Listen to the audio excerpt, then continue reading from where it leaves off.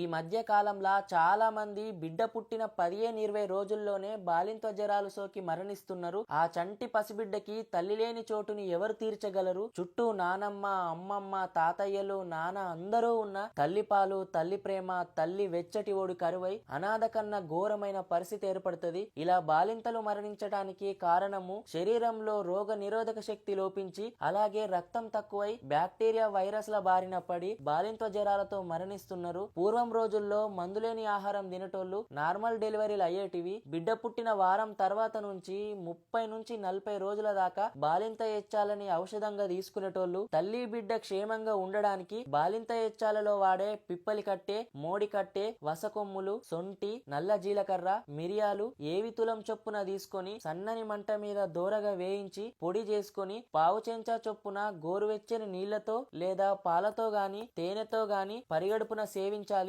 ఇలా తీసుకోవడం వల్ల తల్లికి రోగ నిరోధక శక్తి పెరిగి సర్ది, దగ్గు, బాలింత జ్వరం రాకుండా కాపాడుతుంది. ఒంట్లో నీరసం పోయి రక్తం బాగా పడుతుంది. కాళ్ళవాపులు, అరికాళ్ళ మంటలు, తిమ్మిర్లు, ఒళ్ళు నొప్పులు తగ్గుతాయి. బాలింత ఎచ్చాలు పల్లెటూళ్ళలో అయితే అంగడి బజార్లో బొట్టు పొట్లాలమ్మే బుకోల దగ్గర ఆయుర్వేదిక్ మెడికల్ షాపులలో దొరుకుతాయి. అంతరించిపోతున్న బాలింత ఎచ్చాల గొప్పతనాన్ని గుర్తు చేద్దామని ఈ వీడియో చేసిన. చాలా మందికి ఉపయోగపడుతుంది. వీడియో షేర్ చేయండి.